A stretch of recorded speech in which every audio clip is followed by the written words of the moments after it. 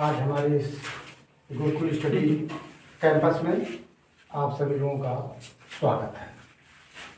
भौतिक विज्ञान में मात्रक और विमाएँ एक टॉपिक है। यहाँ से इंटरमीडिएट स्तर की और टीजीटी पीजीटी सभी कॉम्पिटिटिव स्तर की बातें पूछी जाती हैं। मात्रक और विमाएँ फिजिक्स की बहुत ही महत्वपूर्ण टॉपिक होती है। इस टॉपिक को हर बच्चे को जानना जरूरी है। ये टॉपिक अगर कहीं से इसके विषय में आप लोगों को जानकारी नहीं है तो आगे प्रत्येक जगह पर आप लोग रुक जाएंगे। इसलिए प्यारे विद्यार्थियों, मात्रक और विमाओं के विषय में आप लोग को बहुत अच्छी तरीके से समझना आवश्यक है। मात्रक और विमा भौतिक राशि में, भौतिक विज्ञान में जो भौतिक राशियां होती हैं, सबसे मुख्य बात इसे पूछी जाती है राशि, क्वांटिटी।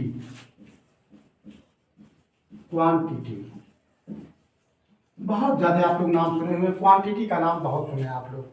मूल रास, व्युत्पन्न रास, भौतिक रास, अदिश रास, सदिश रास, तमाम राशि आप लोग सुनते हैं। लेकिन राशि के विषय में जाना जरूरी। राशि है क्या? वह संज्ञा जिसके साथ किसी संख्या को संबद्ध किया जा सके राशि कहलाती है। वह संज्ञा जिसके साथ किसी संख्या को संबद्ध किया जा सके राशि कहलाती है।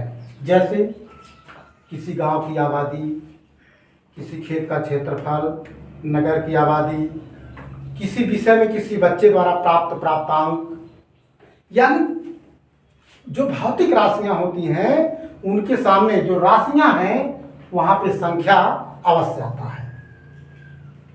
वहां पे संख्या अवश्य आता है। तो जहां पे संख्या का बोध होता है उसे हम क्या कहते हैं? राशि कहते हैं। राशियां मुख्य रूप से दो प्रकार की होती हैं। नंबर एक, मूल राशि। नंबर दो, व्युत्पन्न राशि।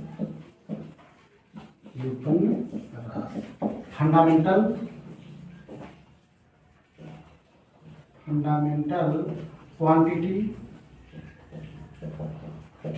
Derived quantity.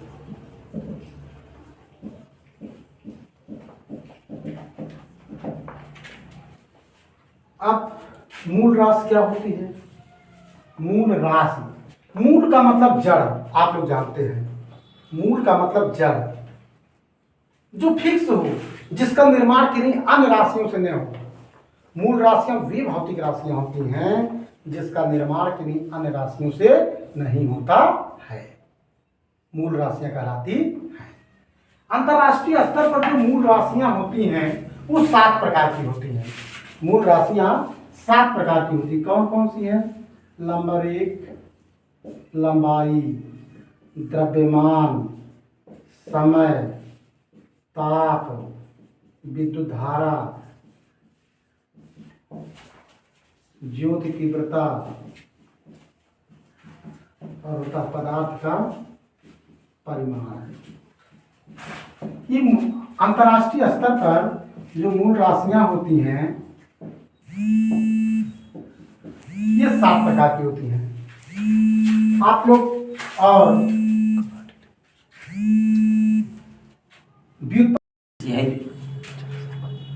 व्युत्पन्न राशियां वे राशियां होती हैं जिसका निर्माण 2 या 2 से अधिक मूल राशियों के मिलने से बनता है। जैसे चाल, वेग, संवेग, आवेग, ये सारी राशियां क्या होती हैं? व्युत्पन्न राशियां होती हैं।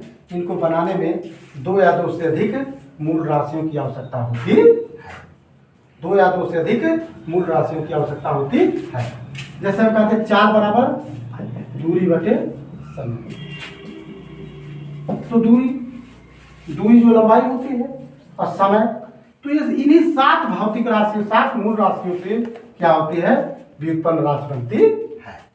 अब इसके बाद हम लोग इसी के आधार पर मात्रक की जानकारी करते हैं। मात्रक जो होता है वो मुख्य रूप से 2 प्रकार का होता है। मात्रक मुख्य रूप से 2 प्रकार का होता है। नंबर एक मूल मात्रक, नंबर दो व्युत्पन्न मात्रक। लेकिन एक तीसरा मात्रक भी होता है जिसे हम पूरक मूल मात्रक कहते हैं। मात्रक यूनिट सभी भौतिक राशियों को मापने के लिए एक मानक मान दिया जाता है। इस मानक को ही मात्रक या इकाई कहते हैं, यूनिट कहते हैं। ये दो प्रकार का होता है, लेकिन एक तीसरा मात्रक होता है जिसे हम पूरक मूल मात्रक कहते हैं। नंबर एक मूल मात्रक, नंबर दो व्युत्पन्न मात्रक, नंबर तीन पूरक मूल मात्रक।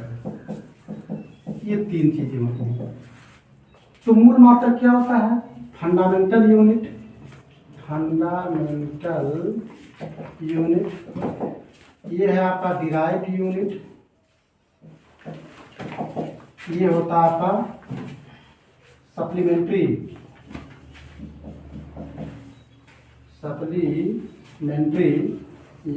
फंडामेंटल यूनिट,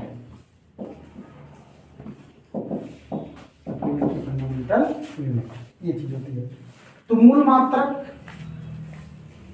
ऐसे समस्त मात्रक जिसका निर्माण किन्हीं अन्य राशियों के मिलने से नहीं होता है, जैसे लंबाई, द्रव्यमान और समय के मात्रक, विद्युत धारा की इकाई एम्पियर, ताप की इकाई केल्विन और प्रकाश की तीव्रता की इकाई कैंडेला को हम मूल मात्रक कहते हैं। व्युत्पन्न मात्रक क्या होता है? ऐसे मात्रक जिसका निर्माण दो या दो से अधिक मूल मात्रकों के मिलने से होता है। पूरक मूल मात्रक जो होते हैं ये दो प्रकार के होते हैं। नंबर एक रेडियन, नंबर दो स्टेरेडियन। कोण का मात्रक रेडियन होता है और घन कोण का मात्रक स्टेरेडियन होता है। तो इसमें सबसे मेन चीज आपका जो मूल मात्रक है, मानक मात्रक।